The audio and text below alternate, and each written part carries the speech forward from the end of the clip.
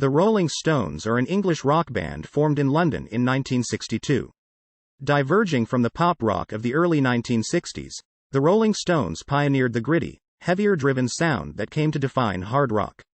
Their first stable lineup was vocalist Mick Jagger, multi-instrumentalist Brian Jones, guitarist Keith Richards, drummer Charlie Watts, and bassist Bill Wyman. During their formative years, Brian Jones was the primary leader. He put the band together, named it, and drove the sound and look of the band. After Andrew Loog Oldham became the group's manager in 1963, he encouraged them to write their own songs. Jagger and Richards became the primary creative force behind the band, alienating Jones, who developed a drug addiction that interfered with his ability to meaningfully contribute. He left the band shortly before his death in 1969, having been replaced by guitarist Mick Taylor, who in turn left in 1974 to be replaced by Ronnie Wood. Since Wyman's departure in 1993, the band has continued with a four-piece core, with Daryl Jones playing bass on tour and on most studio recordings. Rooted in blues and early rock and roll, the Rolling Stones started out playing covers and were at the forefront of the British invasion in 1964, also being identified with the youthful and rebellious counterculture of the 1960s. They then found greater success with their own material as I Can't Get No Satisfaction, Get Off of My Cloud, and Paint It Black became #1 hits in the UK, North America, Australia, and Europe. Aftermath, their first entirely original album, is considered the most important of their formative records. In 1967, they had the double-sided hit, Ruby Tuesday, Let's Spend the Night Together, and then experimented with psychedelic rock on their Satanic Majesties request. They went back to their roots with such hits as Jumpin' Jack Flash and Honky Tonk Women, and albums such as Beggar's Banquet, featuring Sympathy for the Devil, and Let It Bleed, featuring You Can't Always Get What You Want, and Gimme Shelter. Let It Bleed was the first of 5 straight #1 albums in the UK. In 1969, they were first introduced on stage as the greatest rock and roll band in the world.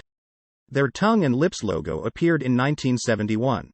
Sticky Fingers, which yielded Brown Sugar, was the first of 8 consecutive #1 studio albums in the US for the Rolling Stones.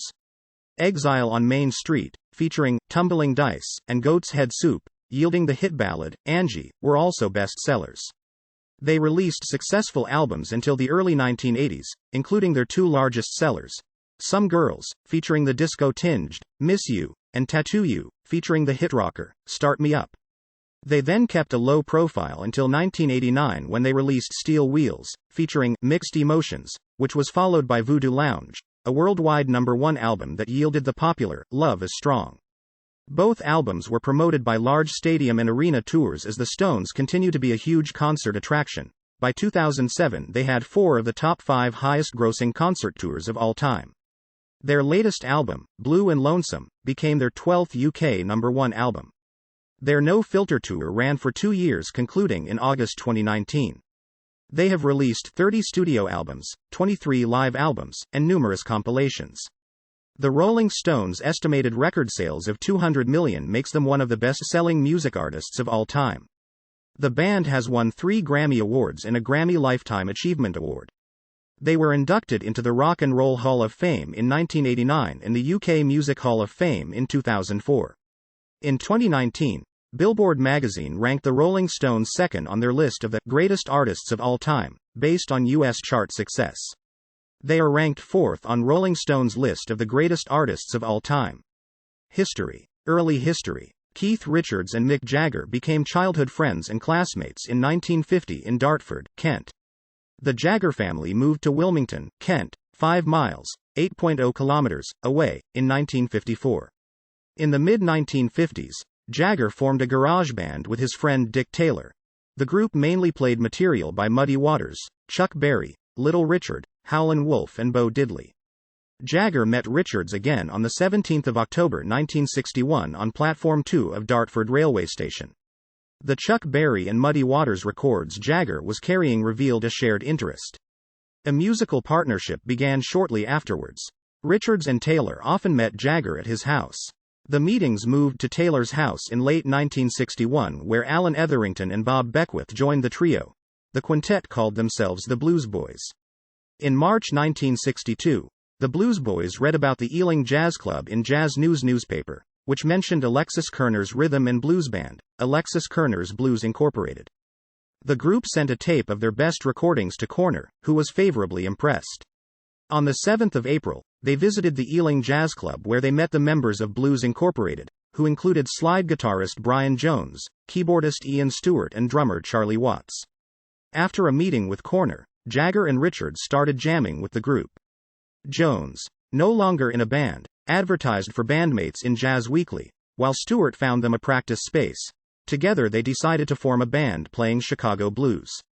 Soon after, Jagger, Taylor and Richards left Blues Incorporated to join Jones and Stewart. The first rehearsal included guitarist Jeff Bradford and vocalist Brian Knight, both of whom decided not to join the band. They objected to playing the Chuck Berry and Bo Diddley songs preferred by Jagger and Richards. In June 1962, the addition of the drummer Tony Chapman completed the lineup of Jagger, Richards, Jones, Stewart and Taylor. According to Richards, Jones named the band during a phone call to Jazz News. When asked by a journalist for the band's name, Jones saw a Muddy Waters LP lying on the floor. One of the tracks was Rollin' Stone, 1962 to 1964, building a following. The group band played their first show billed as The Rollin' Stones on the 12th of July 1962, at the Marquee Club in London. At the time, the band consisted of Jones, Jagger, Richards, Stewart, and Taylor. Shortly afterwards, the band began their first tour of the UK, performing Chicago blues and songs by Chuck Berry and Bo Diddley. By 1963 they were finding their musical stride as well as popularity. In 1964 two unscientific opinion polls rated the band as Britain's most popular group, outranking even the Beatles. The band's name was changed shortly after their first gig to The Rolling Stones. The group's then acting manager, Giorgio Gomelski, secured a Sunday afternoon residency at the Crawdaddy Club in Richmond, London, in February 1963. He claimed this triggered an international renaissance for the blues. In May 1963, the Rolling Stones signed Andrew Loog Oldham as their manager. His previous clients, the Beatles, directed the former publicist to the band.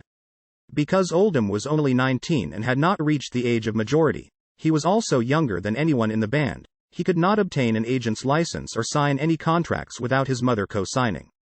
By necessity, he joined with booking agent Eric Easton to secure record financing and assistance booking venues. Gomelski, who had no written agreement with the band, was not consulted. Initially, Oldham tried applying the strategy used by Brian Epstein, the Beatles' manager, and have the band members wear suits. He later changed his mind and imagined a band that contrasted with the Beatles, featuring unmatched clothing, long hair, and an unclean appearance. He wanted to make the Stones a raunchy, gamey, unpredictable bunch of undesirables, and to establish that the Stones were threatening, uncouth and animalistic. Stewart left the official lineup but remained road manager and touring keyboardist. Of Stewart's decision, Oldham later said, "Well, he just doesn't look the part, and 6 is too many for fans to remember the faces in the picture." Later, Oldham reduced the band members' ages in publicity material to make them appear as teenagers. Decca Records, which had declined to sign a deal with the Beatles, gave the Rolling Stones a recording contract with favorable terms. The band got 3 times a new act's typical royalty rate, full artistic control of recordings and ownership of the recording master tapes. The deal also let the band use non-Decca recording studios. Regent Sound Studios, a mono facility equipped with egg boxes on the ceiling for sound treatment, became their preferred location. Oldham, who had no recording experience but made himself the band's producer, said Regent had a sound that leaked, instrument to instrument, the right way, creating a wall of noise that worked well for the band. Because of Regent's low booking rates, the band could record for extended periods rather than the usual 3-hour blocks common at other studios. All tracks on the first Rolling Stones album, The Rolling Stones, were recorded there. Oldham contrasted the Rolling Stones' independence with the Beatles' obligation to record in EMI's studios, saying it made them appear as mere mortals. Sweating in the studio for the man. He promoted the Rolling Stones as the nasty counterpoint to the Beatles by having the band pose unsmiling on the cover of their first album. He also encouraged the press to use provocative headlines such as, "Would you let your daughter marry a Rolling Stone?" By contrast, Wyman says, "Our reputation and image as the bad boys came later, completely there, accidentally." Oldham never did engineer it. He simply exploited it exhaustively. In a 1972 interview, Wyman stated, "We were the first pop group to break away from the whole Cliff Richard thing where the bands did little dance steps, wore identical uniforms and had snappy patter." A cover version of Chuck Berry's Come On was the Rolling Stones' first single, released on the 7th of June 1963. The band refused to play it at live gigs, and Decca bought only one Anno Domini to promote the record. With Oldham's direction, fan club members bought copies at record shops polled by the charts, helping Come On rise to number 21 on the UK singles chart. Having a charting single gave the band entree to play outside London, starting with a booking at the Outlook Club in Middlesbrough on the 13th of July, sharing the billing with the Hollies.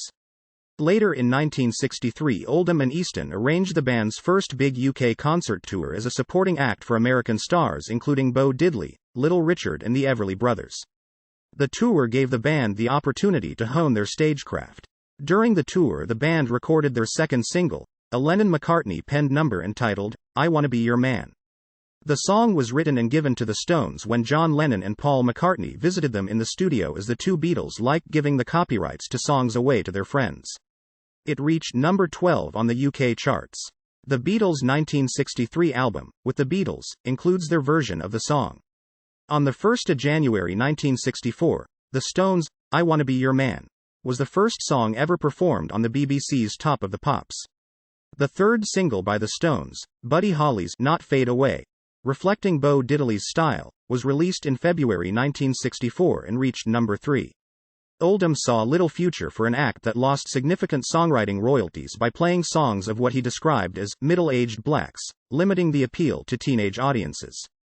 Jagger and Richards decided to write songs together. Oldham described the first batch as soppy and imitative.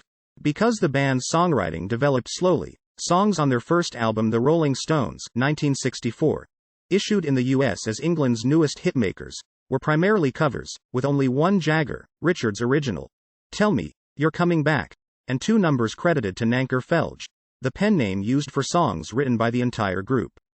The Rolling Stones' first US tour in June 1964 was a disaster, according to Wyman. When we arrived, we didn't have a hit record, there, or anything going for us. When the band appeared on the variety show The Hollywood Palace, that week's guest host, Dean Martin, mocked both their hair and their performance. During the tour, they recorded for 2 days at Chess Studios in Chicago, meeting many of their most important influences, including Muddy Waters. These sessions included what would become the Rolling Stones' first #1 hit in the UK, their cover version of Bobby and Shirley Womack's It's All Over Now. The Stones followed the famous Flames, featuring James Brown, in the theatrical release of the 1964 film TAMI Show, which showcased American acts with British invasion artists. According to Jagger, we weren't actually following James Brown because there was considerable time between the filming of each section. Nevertheless, he was still very annoyed about it. On the 25th of October, the band appeared on The Ed Sullivan Show. Because of the pandemonium surrounding the Stones, Sullivan banned them from his show. However, he booked them for an appearance in the following year. Their second LP, 12x5, which was only available in the US, was released during the tour. During the Stones' early releases, Richards was typically credited as Richard. The Rolling Stones' fifth UK single, a cover of Willie Dixon's Little Red Rooster, with Off the Hook, credited to Nanker Feuds, as the B-side, was released in November 1964 and became their second #1 hit in the UK. The band's US distributors, London Records, declined to release Little Red Rooster as a single. In December 1964, the distributor released the band's first single with Jagger, Richards originals on both sides, Heart of Stone, with What a Shame, as the B-side. The single went to number 19 in the US. 1965 to 1967, height of fame. The band's second UK LP, The Rolling Stones #2, was released in January 1965 and reached #1 on the charts. The US version, released in February as The Rolling Stones, Now, reached #5. The album was recorded at Chess Studios in Chicago and RCA Studios in Los Angeles. In January and February that year, the band played 34 shows for around 100,000 people in Australia and New Zealand. The single, The Last Time, released in February, was the first Jagger-Richards composition to reach #1 on the UK charts. It reached #9 in the US. It was later identified by Richards as the bridge into thinking about writing for the Stones. It gave us a level of confidence, a pathway of how to do it. Their first international No. 1 hit was I Can't Get No Satisfaction, recorded in May 1965 during the band's third North American tour. Richards recorded the guitar riff that drives the song with a fuzzbox as a scratch track to guide a horn section. Nevertheless, the final cut was without the planned horn overdubs. Issued in the summer of 1965, it was their fourth UK number 1 and their first in the US, where it spent 4 weeks at the top of the Billboard Hot 100. It was a worldwide commercial success for the band. The US version of the LP Out of Our Heads, released in July 1965, also went to number 1. It included 7 original songs, 3 Jagger, Richards numbers and 4 credited to Nanker Feuds. Their second international number 1 single, Get Off of My Cloud, was released in the autumn of 1965, followed by another US-only LP, December's Children. The album Aftermath, released in the late spring of 1966, was the first LP to be composed entirely of Jagger, Richards songs. It reached number 1 in the UK and number 2 in the US. On this album, Jones' contributions expanded beyond guitar and harmonica. To the Middle Eastern-influenced Paint It Black, he added sitar. To the ballad Lady Jane, he added dulcimer, and to Under My Thumb, he added marimbas.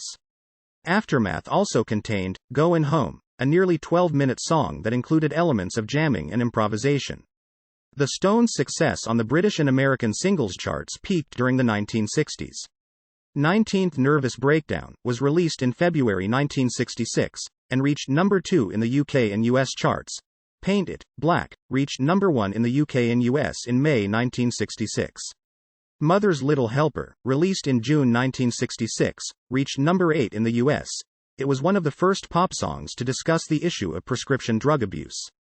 Have You Seen Your Mother, Baby, Standing in the Shadow? Was released in September 1966 and reached number 5 in the UK and number 9 in the US. It had a number of firsts for the group. It was the first Stones recording to feature brass horns, and the back cover photo on the original US picture sleeve depicted the group satirically dressed in drag. The song was accompanied by one of the first official music videos, directed by Peter Whitehead. During their North American tour in June and July 1966, the Stones' high-energy concerts proved highly successful with young people while alienating local police tasked with controlling the often rebellious and physically exhausting crowds. According to the Stones historians Philippe Margotin and Jean-Michel Guesdin, the band's notoriety among the authorities and the establishment seems to have been inversely proportional to their popularity among young people. In an effort to capitalize on this, London released the live album Gotta Live If You Want It in December. January 1967 saw the release of Between the Buttons, which reached number 3 in the UK and number 2 in the US. It was Andrew Oldham's last venture as the Rolling Stones producer. Alan Klein took over his role as the band's manager in 1965. Richards recalled, "There was a new deal with Decca to be made. And he said he could do it." The US version included the double A-side single, Let's Spend the Night Together, and Ruby Tuesday, which went to number 1 in the US and number 3 in the UK. When the band went to New York to perform the numbers on The Ed Sullivan Show in January, they were ordered to change the lyrics of the refrain of Let's Spend the Night Together to Let's Spend Some Time Together. In early 1967, Jagger, Richards and Jones began to be hounded by authorities over their recreational drug use, after News of the World ran a 3-part feature entitled Pop Stars and Drugs: Facts That Will Shock You. The series described alleged LSD parties hosted by the Moody Blues attended by top stars including The Who's Pete Townsend and Cream's Ginger Baker, and alleged admissions of drug use by leading pop musicians. The first article targeted Donovan, who was raided and charged soon after. The second installment, published on the 5th of February, targeted the Rolling Stones. A reporter who contributed to the story spent an evening at the exclusive London club Blazes, where a member of the Rolling Stones allegedly took several Benzedrine tablets, displayed a piece of hashish and invited his companions back to his flat for a smoke. The article claimed this was Mick Jagger, but it turned out to be a case of mistaken identity. The reporter had in fact been eavesdropping on Brian Jones. 2 days after the article was published, Jagger filed a writ for libel against the News of the World. A week later, on the 12th of February, Sussex police, tipped off by the paper, which had been tipped off by his chauffeur, raided a party at Keith Richards' home, Redlands. No arrests were made at the time, but Jagger, Richards and their friend art dealer Robert Fraser were subsequently charged with drug offenses. Andrew Oldham was afraid of being arrested and fled to America. Richards said in 2003, "When we got busted at Redlands, it suddenly made us realize that this was a whole different ballgame, and that was when the fun stopped. Up until then it had been as though London existed in a beautiful space where you could do anything you wanted." On the treatment of the man responsible for the raid, he later added, "As I heard it, he never walked the same again." In March 1967, while awaiting the consequences of the police raid, Jagger, Richards and Jones took a short trip to Morocco, accompanied by Marianne Faithfull, Jones' girlfriend Anita Pallenberg and other friends. During this trip, the stormy relations between Jones and Pallenberg deteriorated to the point that she left Morocco with Richards. Richards said later, "That was the final nail in the coffin with me and Brian. He'd never forgive me for that, and I don't blame him, but hell, shit happens." Richards and Pallenberg would remain a couple for 12 years. Despite these complications, the Rolling Stones toured Europe in March and April 1967. The tour included the band's first performances in Poland, Greece, and Italy. On the 10th of May 1967, the day Jagger, Richards and Fraser were arraigned in connection with the Redlands charges, Jones' house was raided by police. He was arrested and charged with possession of cannabis. 3 of the 5 Stones now faced drug charges. Jagger and Richards were tried at the end of June. Jagger received a 3-month prison sentence for the possession of 4 amphetamine tablets. Richards was found guilty of allowing cannabis to be smoked on his property and sentenced to a year in prison. Both Jagger and Richards were imprisoned at that point but were released on bail the next day pending appeal. The Times ran the famous editorial entitled, "Who Breaks a Butterfly Upon a Wheel?", in which conservative editor William Rhys Moggs surprised his readers by his unusually critical discourse on the sentencing, pointing out that Jagger had been treated far more harshly for a minor first offense than any purely anonymous young man. While awaiting the appeal hearings, the band recorded a new single, "We Love You," as a thank you for their fans' loyalty. It began with the sound of prison doors closing, and the accompanying music video included allusions to the trial of Oscar Wilde. On the 31st of July, the appeals court overturned Richards' conviction and reduced Jagger's sentence to a conditional discharge. Jones' trial took place in November 1967. In December, after appealing the original prison sentence, Jones received a £1,000 fine and was put on 3 years probation, with an order to seek professional help. The band released their Satanic Majesties request, which reached number 3 in the UK and number 2 in the US, in December 1967. It drew unfavorable reviews and was widely regarded as a poor imitation of the Beatles' Sgt. Pepper's Lonely Hearts Club Band. Satanic Majesties was recorded while Jagger, Richards and Jones were awaiting their court cases.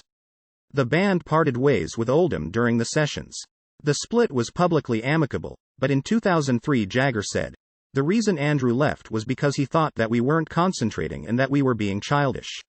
It was not a great moment really, and I would have thought it wasn't a great moment for Andrew either. There were a lot of distractions and you always need someone to focus you at that point. That was Andrew's job." Satanic Majesties became the first album the Rolling Stones produced on their own. Its psychedelic sound was complemented by the cover art, which featured a 3D photo by Michael Cooper, who had also photographed the cover of Sgt. Pepper.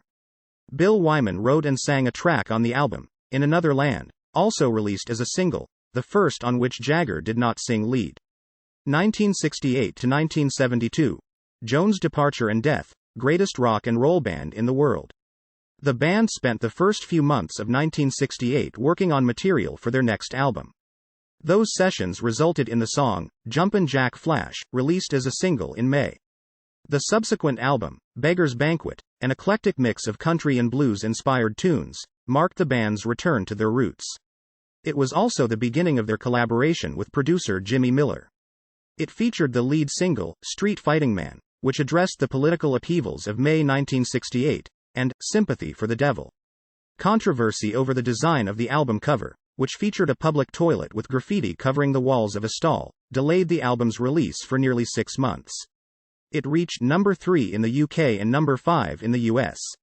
The Rolling Stones' Rock and Roll Circus, which originally began as an idea about the new shape of the rock and roll concert tour, was filmed at the end of 1968. It featured John Lennon, Yoko Ono, The Dirty Mac, The Who, Jethro Tull, Marianne Faithfull, and Taj Mahal. The footage was shelved for 28 years but was finally released officially in 1996, with a DVD version released in October 2004. By the time of Beggars Banquet's release, Brian Jones was only sporadically contributing to the band. Jagger said that Jones was not psychologically suited to this way of life. His drug use had become a hindrance, and he was unable to obtain a U.S. visa.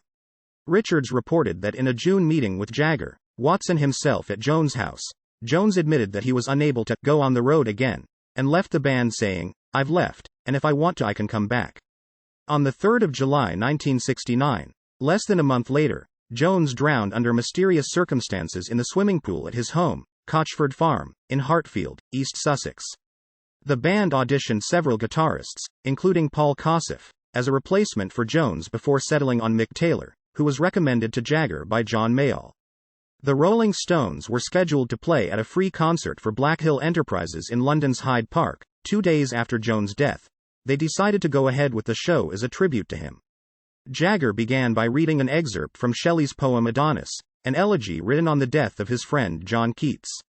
They released Thousands of Butterflies in memory of Jones before opening their set with I'm Yours and I'm Hers, a Johnny Winter number. The concert, their first with new guitarist Mick Taylor, was performed in front of an estimated 250,000 fans. A Granada television production team filmed the performance, which was broadcast on British television as the Stones in the Park. Black Hill Enterprises stage manager Sam Cutler introduced the Rolling Stones onto the stage by announcing, "Let's welcome the greatest rock and roll band in the world." Cutler repeated the introduction throughout their 1969 U.S. tour. The show also included the concert debut of Honky Tonk Women, which had been released the previous day. The Stones' last album of the 60s was Let It Bleed, which reached number 1 in the UK and number 3 in the US. It featured Gimme Shelter, with guest lead female vocals by Mary Clayton, sister of Sam Clayton, of the American rock band Little Feat. Other tracks include You Can't Always Get What You Want, with accompaniment by the London Bach Choir, who initially asked that their name be removed from the album's credits after apparently being horrified by the content of some of its other material, but later withdrew this request. Midnight Rambler, as well as a cover of Robert Johnson's Love in Vain. Jones and Taylor are both featured on the album. Just after the U.S. tour ended, the band performed at the Altamont Free Concert at the Altamont Speedway, about 50 miles, 80 kilometers, east of San Francisco. The Hells Angels biker gang provided security. A fan, Meredith Hunter, was stabbed and beaten to death by the Angels after they realized he was armed. Part of the tour, and the Altamont concert, was documented in Albert and David Maysles' film Gimme Shelter. In response to the growing popularity of bootleg recordings, in particular Liver Than You'll Ever Be, recorded during the 1969 tour, the album Get Ya Ya's Out was released in 1970. Critic Lester Bangs declared it the best ever live album. It reached number 1 in the UK and number 6 in the US. At the end of the decade, the band appeared on the BBC's review of the 60s music scene Pop Go the 60s, performing Gimme Shelter, which was broadcast live on the 31st of December 1969. The following year, the band wanted out of contracts with both Klein and Decca, but still owed them a Jagger, Richards credited single. To get back at the label and fulfill their final contractual obligation, the band came up with the track, Schoolboy Blues, deliberately making it as crude as they could in hopes of forcing Decca to keep it in the vaults. Amid contractual disputes with Klein, they formed their own record company, Rolling Stones Records. Sticky Fingers, released in March 1971, the band's first album on their own label, featured an elaborate cover designed by Andy Warhol. It was an Andy Warhol photograph of a man from the waist down in tight jeans featuring a functioning zipper. When unzipped, it revealed the subject's underwear, imprinted with a saying, "This is not etc." In some markets an alternate cover was released because of the perceived offensive nature of the original at the time. Sticky Fingers cover was the first to feature the logo of Rolling Stones Records, which effectively became the band's logo. It consisted of a pair of lips with a lapping tongue. Designer John Pash created the logo following a suggestion by Jagger to copy the out-stuck tongue of the Hindu goddess Kali. Critic Sean Egan has said of the logo, "The tongue and lips design was part of a package that VH1 named the No. 1 Greatest Album Cover of All Time in 2003. The album contains one of their best-known hits, Brown Sugar, and the country-influenced Dead Flowers. Brown Sugar and Wild Horses were recorded at Alabama's Muscle Shoals Sound Studio during the 1969 American tour. The album continued the band's immersion into heavily blues-influenced compositions. The album is noted for its loose, ramshackle ambience, and marked Mick Taylor's first full release with the band. Sticky Fingers reached number 1 in both the UK and the US. The Stones' Decca catalog is currently owned by Klein's ABKCO label. In 1968, the Stones, acting on a suggestion by pianist Ian Stewart, put a control room in a van and created a mobile recording studio so they would not be limited to the standard 9 to 5 operating hours of most recording studios. The band lent the mobile studio to other artists, including Led Zeppelin, who used it to record Led Zeppelin III and Led Zeppelin IV. Deep Purple immortalized the mobile studio itself in the song, Smoke on the Water, with the line, "The rolling truck Stones thing just outside, making our music there." Following the release of Sticky Fingers, the Rolling Stones left England after receiving advice from their financial manager Prince Rupert Loewenstein. He recommended they go into tax exile before the start of the next financial year. The band had learned, despite being assured that their taxes were taken care of, they had not been paid for 7 years and the UK government was owed a relative fortune. The Stones moved to the south of France, where Richards rented the Villa Nelcote and sublet rooms to band members and their entourage. Using the Rolling Stones mobile studio, they held recording sessions in the basement.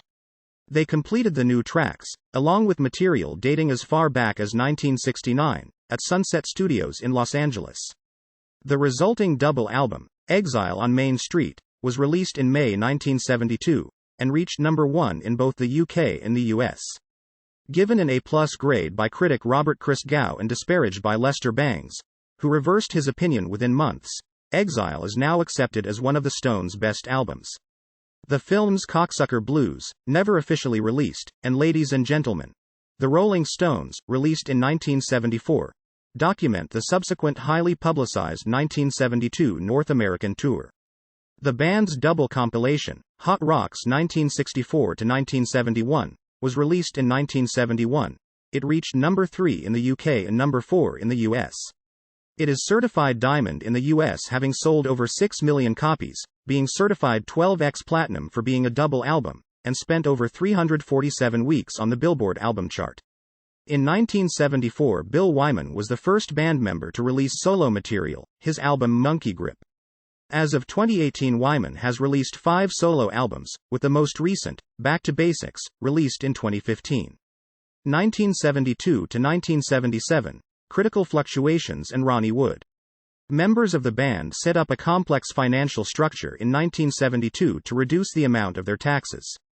Their holding company, Promo Group, has offices in both the Netherlands and the Caribbean. The Netherlands was chosen because it does not directly tax royalty payments.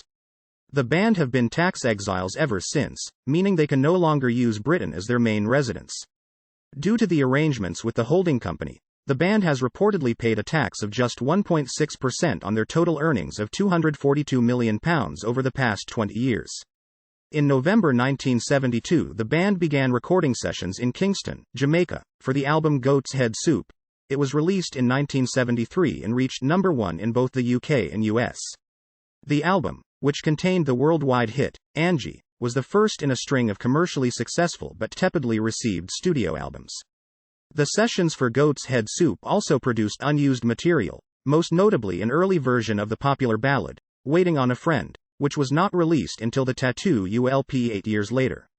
Another legal battle over drugs, dating back to their stay in France, interrupted the making of Goat's Head Soup. Authorities had issued a warrant for Richards' arrest and the other band members had to return briefly to France for questioning. This, along with Jagger's 1967 and 1970 convictions on drug charges, complicated the band's plans for their Pacific tour in early 1973. They were denied permission to play in Japan and almost banned from Australia. A European tour followed in September and October 1973, which bypassed France, coming after Richards' arrest in England on drug charges. The 1974 album It's Only Rock and Roll was recorded in the Musicland Studios in Munich, Germany. It reached number 2 in the UK and number 1 in the US. Miller was not invited to return as the album's producer because his contribution level had dropped. Jagger and Richards produced the album credited as The Glimmer Twins. Both the album and the single of the same name were hits. Near the end of 1974, Taylor began to lose patience after years of feeling like a junior citizen in the band of jaded veterans. The band's situation made normal functioning complicated, with members living in different countries, and legal barriers restricting where they could tour. In addition, drug use was starting to affect Taylor's and Richards' productivity, and Taylor felt some of his own creative contributions were going unrecognized. At the end of 1974, with a recording session already booked in Munich to record another album, Taylor quit the Rolling Stones. Taylor said in 1980, "I wanted to broaden my scope as a guitarist and do something else. I wasn't really composing songs or writing at that time. I was just beginning to write, and that influenced my decision. There are some people who can just ride along from crest to crest. They can ride along somebody else's success. And there are some people for whom that's not enough. It really wasn't enough for me." The Stones needed a new guitarist, and the recording sessions for the next album, Black and Blue, number 2 in the UK, number 1 in the US, in Munich provided an opportunity for some guitarists hoping to join the band to work while trying out.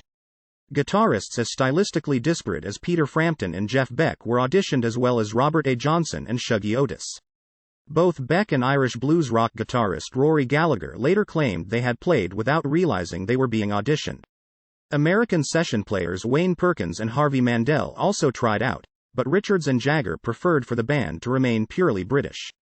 When Ronnie Wood auditioned, everyone agreed he was the right choice. He had already recorded and played live with Richards, and had contributed to the recording and writing of the track, It's Only Rock and Roll. He had declined Jagger's earlier offer to join the Stones, because of his commitment to the Faces, saying, "That's what's really important to me." Faces lead singer Rod Stewart went so far as to say he would take bets that Wood would not join the Stones. Wood officially joined the Rolling Stones in 1975 for their upcoming tour of the Americas, which was a contributing factor in the disbandment of the Faces. Unlike the other band members, however, Wood was a salaried employee, which remained the case until the early 1990s, when he finally joined the Stones' business partnership. The 1975 tour of the Americas kicked off in New York City with the band performing on a flatbed trailer being pulled down Broadway. The tour featured stage props including a giant phallus and a rope on which Jagger swung out over the audience. In August 1976, the Stones played Knebworth in England in front of 200,000, their largest audience to date, and finished their set at 7 a.m. Jagger had booked live recording sessions at the El Macambo, a club in Toronto, to produce a long-overdue live album, 1977's Love You Live, the first Stones live album since Get Ur Ya Ya's out. It reached number 3 in the UK and number 5 in the US. Richards' addiction to heroin delayed his arrival in Toronto. The other members had already arrived. On the 24th of February 1977, when Richards and his family flew in from London, they were temporarily detained by Canada Customs after Richards was found in possession of a burned spoon and hash residue. 3 days later, the Royal Canadian Mounted Police, armed with an arrest warrant for Anita Pallenberg, discovered 22 grams, 0.78 ounces, of heroin in Richards' room. He was charged with importing narcotics into Canada, an offense that carried a minimum 7-year sentence. The Crown prosecutor later conceded that Richards had procured the drugs after his arrival. Despite the incident, the band played 2 shows in Toronto, only to cause more controversy when Margaret Trudeau, then wife of Canadian Prime Minister Pierre Trudeau, was seen partying with the band after one show. The band's shows were not advertised to the public. Instead, the El Macambo had been booked for the entire week by April Wine for a recording session. 1050 Chum, a local radio station, ran a contest for free tickets to see April Wine. Contest winners who selected tickets for Friday or Saturday night were surprised to find the Rolling Stones playing. On the 4th of March, Richards' partner Anita Pallenberg pleaded guilty to drug possession and incurred a fine in connection with the original airport incident. The drug case against Richards dragged on for over a year. Ultimately, he received a suspended sentence and was ordered to play 2 free concerts for the CNIB in Oshawa. Both shows featured the Rolling Stones and the New Barbarians, a group that Wood had put together to promote his latest solo album, which Richards also joined. This episode strengthened Richards' resolve to stop using heroin. It also ended his relationship with Pallenberg, which had become strained since the death of their third child, Tara. Pallenberg was unable to curb her heroin addiction as Richards struggled to get clean. While Richards was settling his legal and personal problems, Jagger continued his jet-set lifestyle. He was a regular at New York's Studio 54 disco club, often in the company of model Jerry Hall. His marriage to Bianca Jagger ended in 1977, although they had long been estranged. Although the Rolling Stones remained popular through the early 1970s, music critics had begun to grow dismissive of the band's output, and record sales failed to meet expectations. By the mid-1970s, after punk rock became influential, many people had begun to view the Rolling Stones as an outdated band. 1978 to 1982, commercial peak. The group's fortunes changed in 1978, after the band released Some Girls, which included the hit single, Miss You, the country ballad, Faraway Eyes, Beast of Burden, and Shattered. In part as a response to punk, many songs, particularly Respectable, were fast, basic, guitar-driven rock and roll, and the album's success re-established the Rolling Stones' immense popularity among young people. It reached number 2 in the UK and number 1 in the US. Following the US tour 1978, the band guested on the first show of the 4th season of the TV series Saturday Night Live. Following the success of Some Girls, the band released their next album, Emotional Rescue, in mid-1980. During recording sessions for the album, a rift between Jagger and Richards slowly developed. Richards wanted to tour in the summer or autumn of 1980 to promote the new album. Much to his disappointment, Jagger declined. Emotional Rescue hit the top of the charts on both sides of the Atlantic and the title track reached number 3 in the US. In early 1981, the group reconvened and decided to tour the US that year, leaving little time to write and record a new album, as well as rehearse for the tour. That year's resulting album, Tattoo You, featured a number of outtakes, including lead single, Start Me Up, which reached number 2 in the US and ranked number 22 on Billboard's Hot 100 year-end chart. 2 songs, Waiting on a Friend, US number 13, and Tops, featured Mick Taylor's unused rhythm guitar tracks, while jazz saxophonist Sonny Rollins played on Slave, Neighbors, and Waiting on a Friend. The album reached number 2 in the UK and number 1 in the US. The Rolling Stones reached number 20 on the Billboard Hot 100 in 1982 with Hang Fire. Their American tour 1981 was their biggest, longest and most colorful production to date. It was the highest-grossing tour of that year. It included a concert at Chicago's Checkerboard Lounge with Muddy Waters, in one of his last performances before his death in 1983. Some of the shows were recorded. This resulted in the 1982 live album Still Life, American Concert 1981, which reached number 4 in the UK and number 5 in the US, and the 1983 Hal Ashby concert film Let's Spend the Night Together, filmed at Sun Devil Stadium in Tempe, Arizona and the Brendan Byrne Arena in the Meadowlands, New Jersey. In mid-1982, to commemorate their 20th anniversary, the Rolling Stones took their American stage show to Europe. The European Tour 1982 was their first in 6 years and used a similar format to the American tour. The band were joined by former Allman Brothers Band keyboardist Chuck Leavell, who continues to perform and record with them. By the end of the year, the Stones signed a new 4-album recording deal with a new label, CBS Records, for a reported $50 million, then the biggest record deal in history. 1983 to 1988, band turmoil and solo projects. Before leaving Atlantic, the Rolling Stones released Undercover in late 1983. It reached number 3 in the UK and number 4 in the US. Despite good reviews and the top 10 peak position of the title track, the record sold below expectations and there was no tour to support it. Subsequently, the Stones' new distributor CBS Records took over distributing their Atlantic catalog. By this time, the Jagger-Richards rift had grown significantly. To Richards' annoyance, Jagger signed a solo deal with CBS Records and spent much of 1984 writing songs for his first album. He also declared his growing lack of interest in the Rolling Stones. By 1985, Jagger was spending more time on solo recordings. Much of the material on 1986's Dirty Work was generated by Richards, with more contributions from Wood than on previous Rolling Stones albums. It was recorded in Paris, and Jagger was often absent from the studio, leaving Richards to keep the recording sessions moving forward. In June 1985, Jagger teamed up with David Bowie for Dancing in the Street, which was recorded for the Live Aid charity movement. This was one of Jagger's first solo performances, and the song reached number 1 in the UK, and number 7 in the US. In December 1985, Stewart died of a heart attack.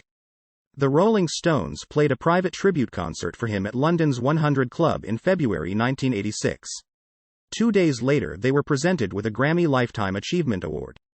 Dirty Work was released in March 1986 to mixed reviews, reaching number 4 in both the US and UK. It was the Stones' first album for CBS with an outside producer, Steve Lillywhite. With relations between Richards and Jagger at an all-time low, Jagger refused to tour to promote the album and instead undertook a solo tour, where he performed some Rolling Stones songs. As a result of their animosity, the Stones almost broke up. Jagger's solo records, She's the Boss, which reached number 6 in the UK and number 13 in the US, and Primitive Cool, which reached number 26 in the UK and number 41 in the US, met with moderate commercial success. In 1988, with the Rolling Stones mostly inactive, Richards released his first solo album, Talk Is Cheap, which reached number 37 in the UK and number 24 in the US. It was well received by fans and critics, and certified gold in the US. Richards has subsequently referred to this late 80s period, where the two were recording solo albums with no obvious reunion of the Stones in sight, as World War III. The following year, 25 by 5, The Continuing Adventures of the Rolling Stones, a documentary spanning the band's career, was released for their 25th anniversary. 1989 to 1999, Comeback and record-breaking tours. In early 1989, the Stones, including Mick Taylor and Ronnie Wood as well as Brian Jones and Ian Stewart, were inducted into the American Rock and Roll Hall of Fame. Jagger and Richards set aside their animosity and went to work on a new Rolling Stones album, Steel Wheels. Heralded as a return to form, it included the singles, Mixed Emotions, US number 5, Rock and a Hard Place, US number 23, and Almost Hear You Sigh. The album also included Continental Drift, which the Rolling Stones recorded in Tangier, Morocco in 1989 with the master musicians of Jajouka led by Bashir Attar, coordinated by Tony King and Cherie Nutting. Nigel Finch produced BBC documentary film The Rolling Stones in Morocco. The album reached number 2 in the UK and number 3 in the US. The Steel Wheels Urban Jungle Tour was the band's first world tour in 7 years and their biggest stage production to date. Opening acts included Living Colour and Guns N' Roses. Recordings from the tour include the 1991 concert album Flashpoint, which reached number 6 in the UK and number 16 in the US, and the concert film Live at the Max released in 1991. The tour was Bill Wyman's last. After years of deliberation, he decided to leave the band, although his departure was not made official until January 1993. He then published Stone Alone, an autobiography based on scrapbooks and diaries he had kept since the band's early days. A few years later he formed Bill Wyman's Rhythm Kings and began recording and touring again. After the successes of the Steel Wheels Urban Jungle tours, the band took a break. Watts released 2 jazz albums. Wood recorded his 5th solo album, the first in 11 years, called Slide on This.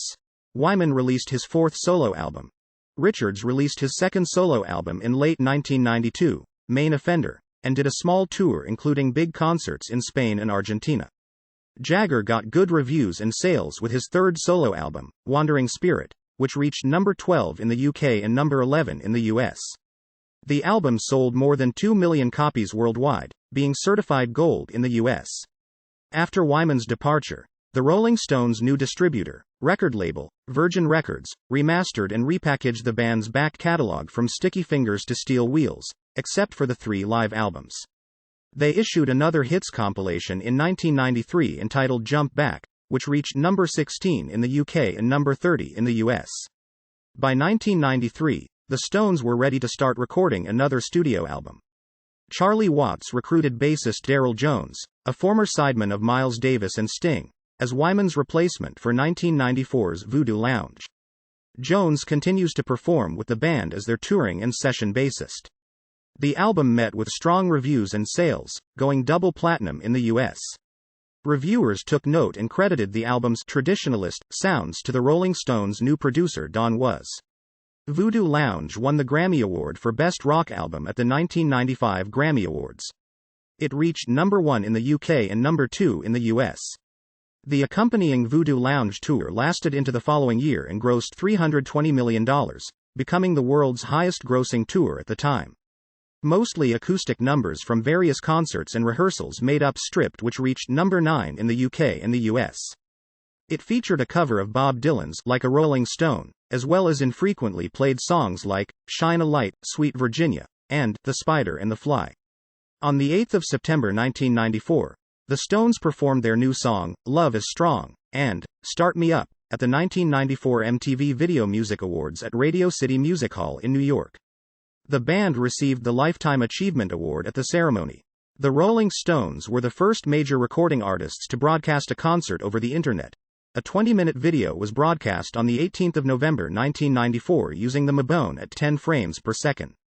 The broadcast, engineered by Thinking Pictures and financed by Sun Microsystems, was one of the first demonstrations of streaming video. While it was not a true webcast, it introduced many to the technology. The Rolling Stones ended the 1990s with the album Bridges to Babylon, released in 1997 to mixed reviews. It reached number 6 in the UK and number 3 in the US. The video of the single, Anybody Seen My Baby?, featured Angelina Jolie as guest and met steady rotation on both MTV and VH1. Sales were roughly equal to those of previous records, about 1.2 million copies sold in the US. The subsequent Bridges to Babylon tour, which crossed Europe, North America and other destinations, proved the band remained a strong live attraction. Once again, a live album was culled from the tour, No Security. Only this time all but 2 songs, Live With Me, and The Last Time, were previously unreleased on live albums. The album reached number 67 in the UK and number 34 in the US. In 1999, the Rolling Stones staged the No Security tour in the US and continued the Bridges to Babylon tour in Europe. 2000 to 2011. A bigger bang and continued success in late 2001, Mick Jagger released his 4th solo album, Goddess in the Doorway. It met with mixed reviews, reaching number 44 in the UK and number 39 in the US. A month after the September 11th attacks, Jagger, Richards and a backing band took part in the concert for New York City, performing Salt of the Earth and Miss You. In 2002, the Stones released 40 Licks, a greatest hits double album, to mark 40 years as a band. The collection contained 4 new songs recorded with the core band of Jagger, Richards, Watts, Wood, Leavell and Jones.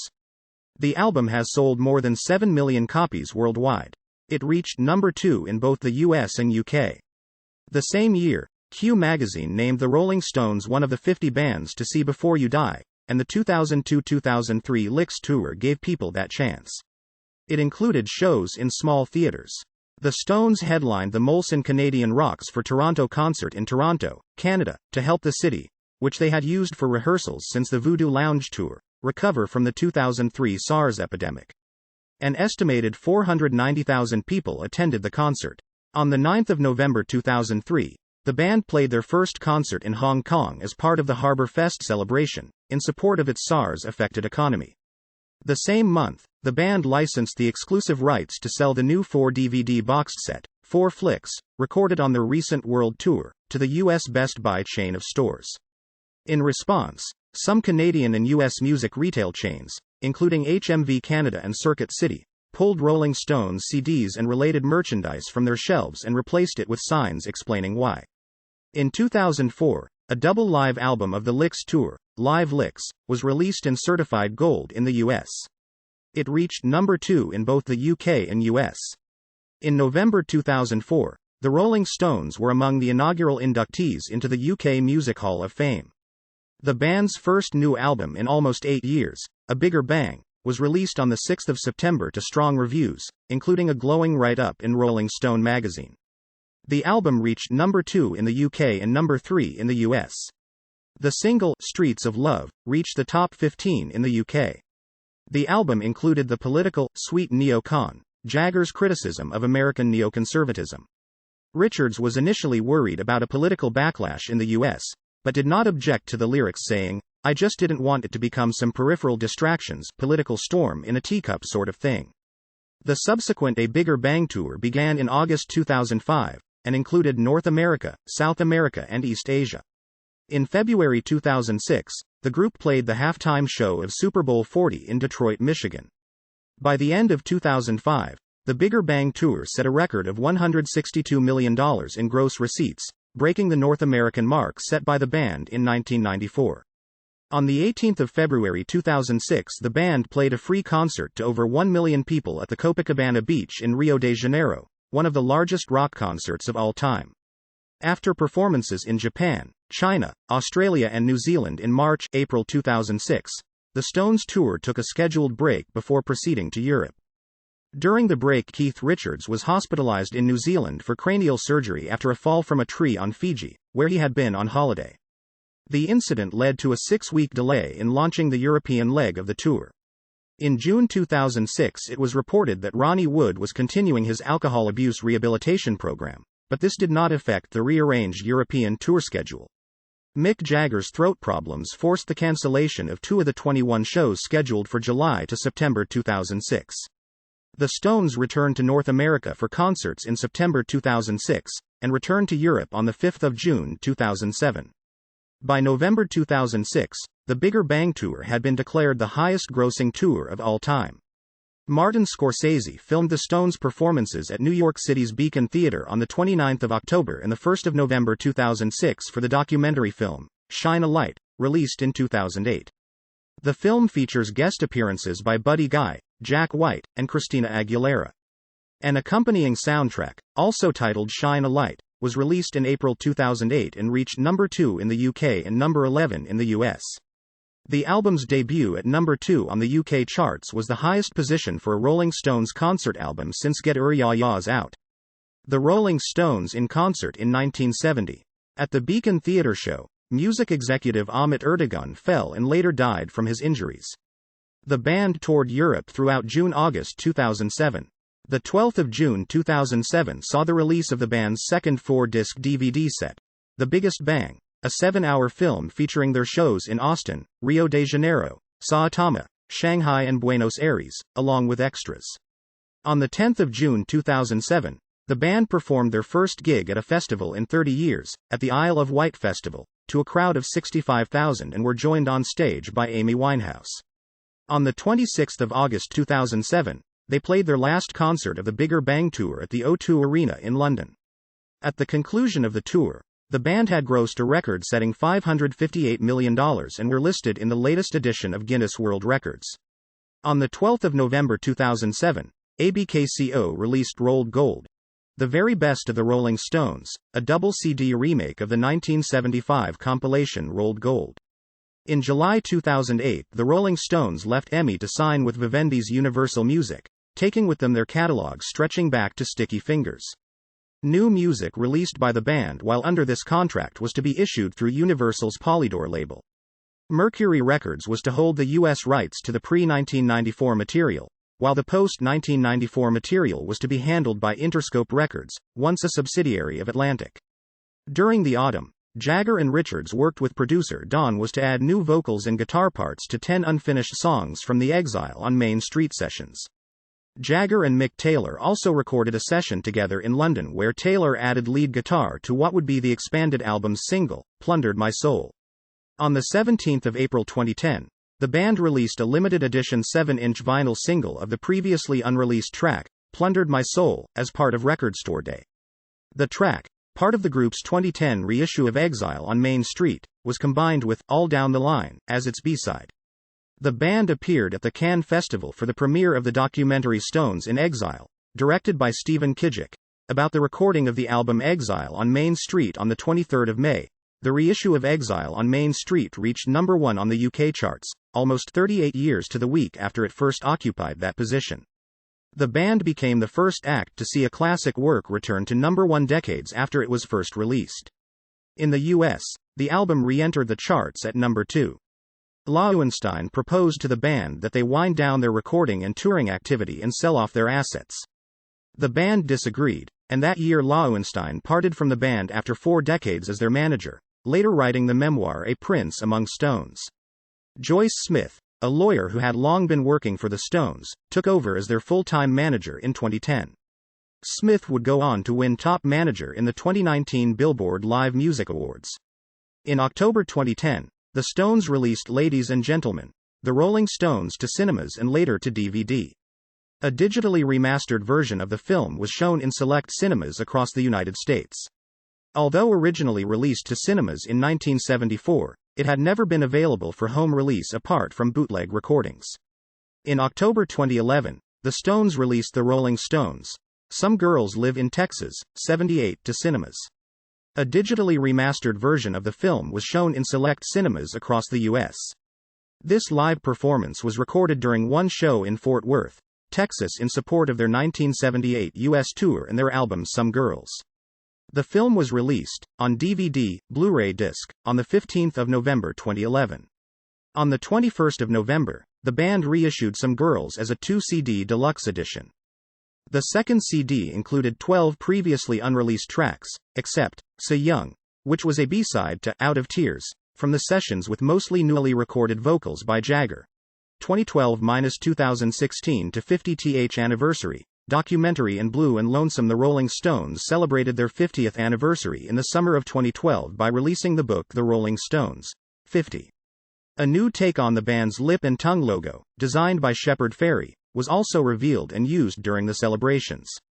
Jagger's brother Chris performed a gig at the Rolling Stones Museum in Slovenia in conjunction with the celebrations. The documentary Crossfire Hurricane, directed by Brett Morgan, was released in October 2012.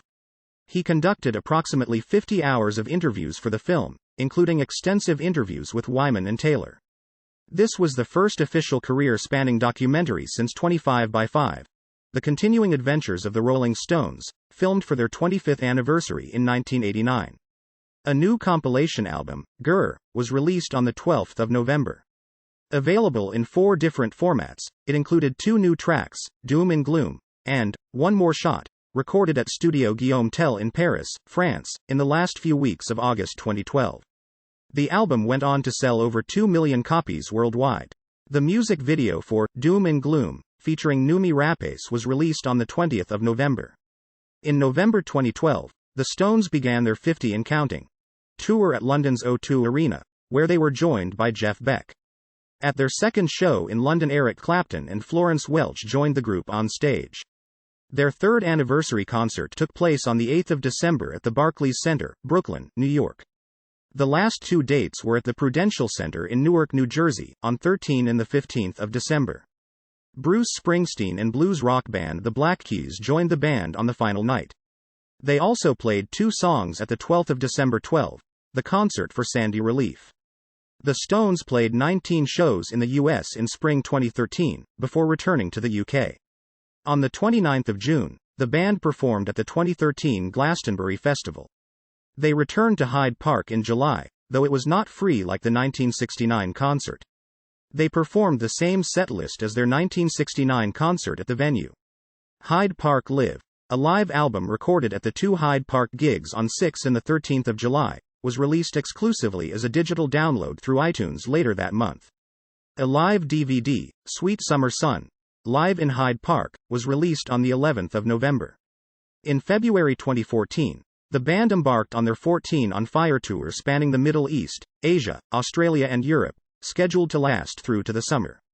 On the 17th of March, Jagger's longtime partner Loren Scott died suddenly, resulting in the cancellation and rescheduling of the opening tour dates to October.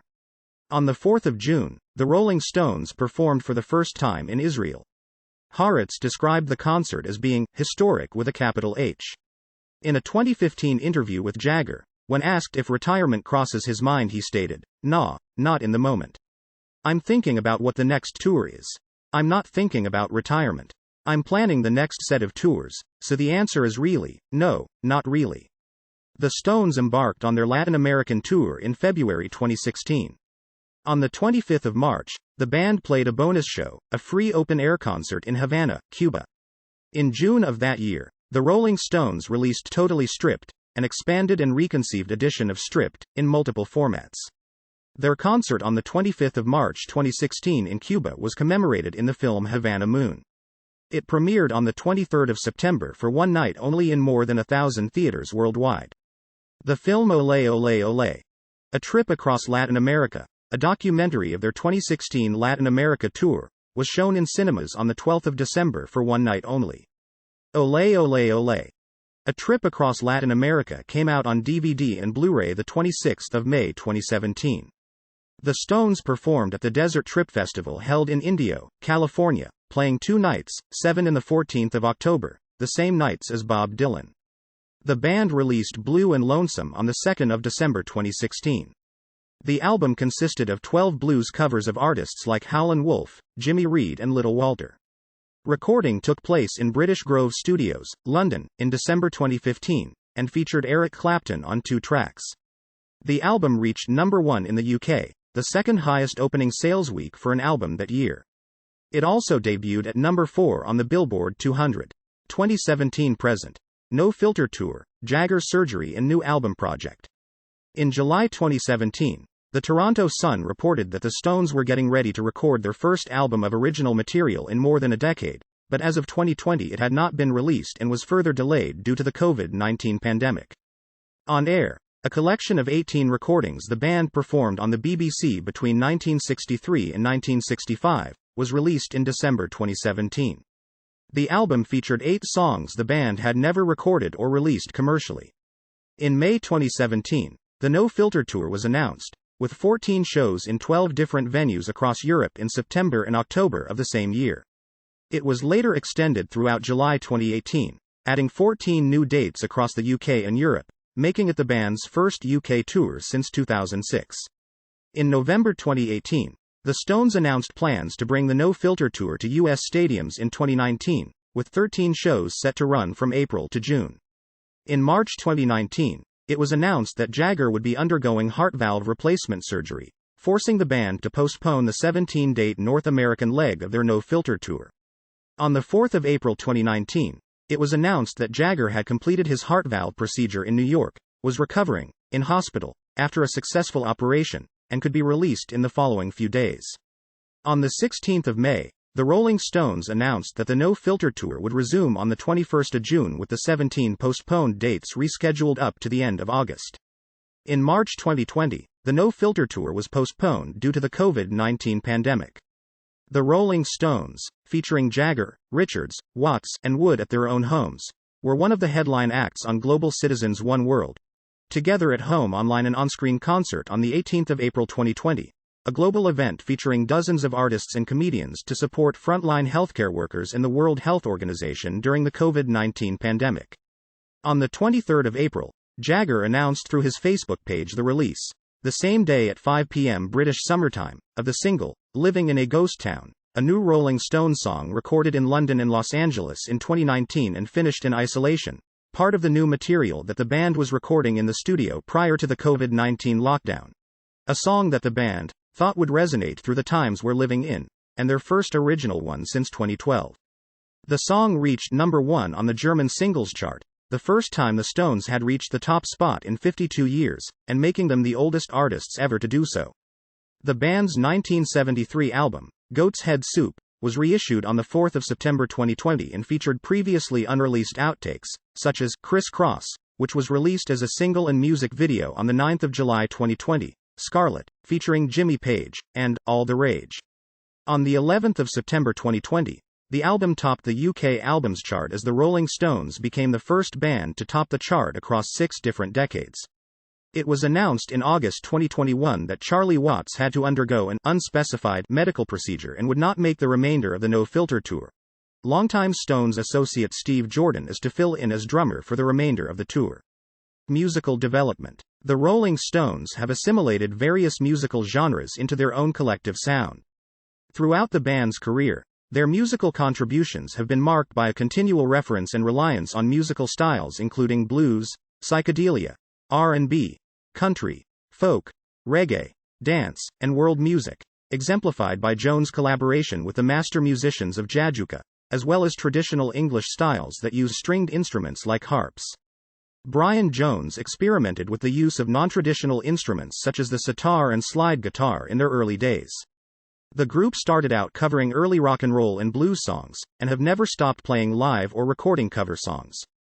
Jagger and Richards had a shared admiration of Jimmy Reed, Muddy Waters, and Howlin' Wolf. Little Walter influenced Brian Jones. Richards recalls, he was more into T-Bone Walker and jazz blues stuff. We'd turn him onto Chuck Berry and say, Look, it's all the same shit, man, and you can do it. Charlie Watts, a traditional jazz drummer, was also introduced to the blues through his association with the pair. Keith and Brian turned me on to Jimmy Reed and people like that. I learned that Earl Phillips was playing on those records like a jazz drummer, playing swing, with a straight 4. Jagger, recalling when he first heard the likes of Chuck Berry, Bo Diddley, Muddy Waters, Fats Domino, and other major American R&B artists, said it seemed the most real thing he had heard up to that point. Similarly, Keith Richards, describing the first time he listened to Muddy Waters, said it was the most powerful music he had ever heard. The most expressive. He also recalled, when you think of some dopey, spotty 17-year-old from Dartford, who wants to be Muddy Waters, and there were a lot of us, in a way, very pathetic, but in another way, it was very heartwarming. Despite the Rolling Stones' predilection for blues and R&B numbers on their early live set lists, the first original compositions by the band reflected a more wide-ranging interest. Critic Richie Unterberger described the first Jagger, Richards single, Tell Me, You're Coming Back, as a pop rock ballad. When Jagger and Richards began to write songs, they were usually not derived from the blues, but were often surprisingly slow, Mersey-type pop numbers. As Tears Go By, the ballad originally written for Marianne Faithfull, was one of the first songs written by Jagger and Richards and one of many written by the duo for other artists. Jagger said of the song, it's a relatively mature song considering the rest of the output at the time. And we didn't think of recording it, because the Rolling Stones were a butch blues group. The Rolling Stones did later record a version which became a top 5 hit in the US. Of their early writing experience, Richards said, the amazing thing is that although Mick and I thought these songs were really puerile in kindergarten time, every one that got put out made a decent showing in the charts. That gave us extraordinary confidence to carry on, because at the beginning songwriting was something we were going to do in order to say to Andrew, Lou Oldham, well, at least we gave it a try. Jagger opined, we were very pop-orientated. We didn't sit around listening to Muddy Waters, we listened to everything. In some ways it's easy to write to order. Keith and I got into the groove of writing those kind of tunes, they were done in 10 minutes. I think we thought it was a bit of a laugh, and it turned out to be something of an apprenticeship for us. The writing of The Last Time, the Rolling Stones' first major single, proved a turning point. Richards called it a bridge into thinking about writing for the Stones. It gave us a level of confidence, a pathway of how to do it. The song was based on a traditional gospel song popularized by the Staple Singers, but the Rolling Stones number features a distinctive guitar riff, played by Brian Jones. Prior to the emergence of Jagger, Richards as the Stones songwriters, the band members occasionally were given collective credit under the pseudonym Nanker Felge. Some songs attributed to Nanker Felge have been re-attributed to Jagger, Richards. Beginning with Jones and continuing with Wood, the Rolling Stones have developed what Richards refers to as the ancient art of weaving, responsible for part of their sound, the interplay between two guitarists on stage. Unlike most bands, the Stones follow Richards' lead rather than the drummers. Likewise, Watts is primarily a jazz player who was able to bring that genre's influences to the style of the band's drumming.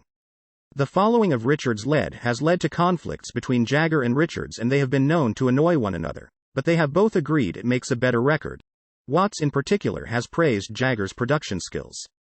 In the studio, the band have tended to use a fluid personnel for recordings and not use the same players for each song. Guest pianists were commonplace on recordings. Several songs on Beggar's Banquet are driven by Nicky Hopkins' piano playing. On Exile on Main Street, Richards plays bass on 3 tracks while Taylor plays on 4. Richards started using open tunings for rhythm parts, often in conjunction with a capo, most prominently in open E or open D tuning in 1968. Beginning in 1969, he often used 5-string open G tuning, with the lower 6th string removed, as heard on the 1969 single, Honky Tonk Women, Brown Sugar, Sticky Fingers, 1971, Tumbling Dice, Capo IV, Happy, Capo IV, Exile on Main Street, 1972, and Start Me Up, Tattoo You, 1981. The feuds between Jagger and Richards originated in the 1970s when Richards was a heroin addict, resulting in Jagger managing the band's affairs for many years. When Richards got himself off heroin and became more present in decision-making, Jagger was not used to it and did not like his authority diminished. This led to the period Richards has referred to as World War III. Musical collaboration between members of the band and supporting musicians was key, due to the fluid lineups typically experienced by the band in the studio, as tracks tended to be recorded by whatever members of the group happened to be around at the time of the sessions. Over time, Jagger has developed into the template for rock frontmen and, with the help of the Stones, has, in the words of The Telegraph, changed music through his contributions to it as a pioneer of the modern music industry. Legacy. Since their formation in 1962, the Rolling Stones have survived multiple feuds. They have released 30 studio albums, 23 live albums, 25 compilation albums and 120 singles. According to official charts.com, the Stones are ranked the fourth best-selling group of all time. Their top single is I Can't Get No Satisfaction, regarded by many at the time as the classic example of rock and roll. The Stones contributed to the blues lexicon, creating their own codewords and slang, such as losing streak for menstrual period, which they have used throughout their catalog of songs. The band has been viewed as the musical vanguard of a major transfusion of various cultural attitudes, making them accessible to youth in both America and Britain. Muddy Waters was quoted as saying that the Rolling Stones and other English bands piqued the interest of American youth in blues musicians. After they came to the United States, sales of Waters' albums, and those of other blues musicians, increased public interest, thus helping to reconnect the country with its own music. The Rolling Stones have sold over 240 million albums worldwide and have held over 48 tours of varying length, including 3 of the highest-grossing tours of all time: Bridges to Babylon Tour, Voodoo Lounge Tour, and a Bigger Bang Tour. In May 2013, Rolling Stone magazine declared them the most definitional band that rock and roll has produced. The Telegraph has called Mick Jagger the Rolling Stone who changed music. The band has been the subject of numerous documentaries and were inducted into the Rock and Roll Hall of Fame by Pete Townshend in 1989. The Rolling Stones have inspired and mentored new generations of musical artists both as a band and individually. They are also credited with changing the whole business model of popular music, and are tied with Elvis Presley and Robbie Williams for the second most #1 albums on the official UK chart, surpassed only by the Beatles. In a review of the band's 2020 acoustic rendition of You Can't Always Get What You Want, for Global Citizens One World, Together at Home Online and On-Screen Concert, Billboard stated that they are still the masters of delivering unforgettable live performances. The band has received, and been nominated for multiple awards during their 57 years together, including 3 Grammy Awards, and 12 nominations: the Juno Award for International Entertainer of the Year in 1991, UK's Jazz FM Awards Album of the Year for their album Blue and Lonesome, and NME, New Musical Express, awards such as Best Live Band and the NME Award for Best Music Film, for their documentary Crossfire Hurricane.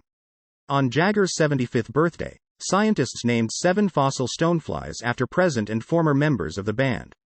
2 species, Petroperla Mick Jaggeri and Lepisperla Keith Richard C., were placed within a new family Petroperlidae. The new family was named in honor of the Rolling Stones, derived from the Greek Petra, that stands for stone. The scientists referred to the fossils as rolling stoneflies. This theme was continued when NASA named a rock disturbed by the thrusters of the Mars InSight lander, Rolling Stones Rock, as announced by Robert Downey Jr. during the band's the 22nd of August 2019 performance in Pasadena, California. Tours.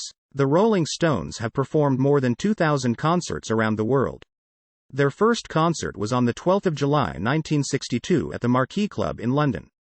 The most documented of the band's concerts is the Altamont Free Concert at the Altamont Speedway in 1969. The Hells Angels biker gang provided security. They stabbed and beat an audience member, Meredith Hunter, to death. Albert and David Maysles documented part of the tour and the Altamont concert in their film Gimme Shelter. From small clubs and hotels in London with little room for Jagger to move around to selling out stadiums worldwide, Rolling Stones tours have changed significantly over the decades. The Stones' early setups were simple compared to what they became later in the band's career, when elaborate stage designs, pyrotechnics and giant screens were used. By the time the Stones toured America in 1969, they began to fill large halls and arenas, such as the Forum in Inglewood, California. They were also using more equipment, including lighting rigs and better sound equipment than they had used in clubs. The 1969 tour is considered a great watershed tour by Mick Jagger because they started hanging the sound and therefore hanging the lights. Attributing the birth of arena rock to the Stones' 1969 US tour, The Guardian ranked it 19 on their list of the 50 key events in rock music history. Before this tour, the loudest sound at large capacity shows was often the crowd, so the Stones used lighting and sound systems that ensured they could be seen and heard in the biggest arenas. The Guardian commented that their combination of front-of-house excellence and behind-the-scenes savvy took the business of touring to an entirely new level. During the 1972 tour, the Stones developed a complex light show which included giant mirrors that bounced the light off them. During the 1975 tour of the Americas, arena shows became an industry for the band, and the Stones hired a new lighting director, Jules Fisher. The props the band used on stage increased in both size and sophistication, similar to those on Broadway. They started to use multiple stages, from which they would select for a particular show. On this tour they had two versions of what Jagger referred to as the Lotus Stage. One version had a large Venetian curtain, and the other had leaves that began in a folded-up position and opened during the beginning of the concert. This period also included a variety of props, including inflatable penises and other gimmicks, and incorporated a number of circus tricks. During the 1981-1982 American tour, the Stones worked with Japanese designer Kazuhide Yamazari in constructing their stages for stadium-sized locations and audiences. During this period, stages increased in size to include runways and movable sections of the stage going out into the audience. This tour used colored panels and was one of the last Stones tours to do so before switching to devices such as video screens. Stadium shows provided a new challenge for the band. The venues were large enough in size that the band became like ants to audience members. This resulted in Jagger having to project himself over the footlights, and the band needing to use more gimmicks, such as pyrotechnics, lights and video screens. As time went on, their props and stage equipment became increasingly sophisticated. When the Stones began to fill stadium-sized venues, or larger, they ran into the problem of the audience no longer being able to see them. This was particularly the case when they performed a free concert for an estimated 1.5 million people in Rio de Janeiro on the A Bigger Bang tour in 2006. The show required over 500 lights, hundreds of speakers, and a video screen almost 13 meters, 43 feet, in length.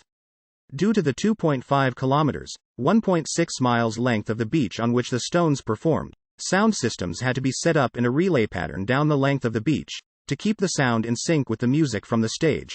For every 340 meters, 1,120 feet, of beach, the sound had to be delayed an additional second. This audio uses material from the Wikipedia article The Rolling Stones n.wikipedia.org/the_rolling_stones, which is released under the license Creative Commons. Attribution Share Alike 3.0 Unported. CC by SA 3.0 creativecommons.org/licenses/by SA/3.0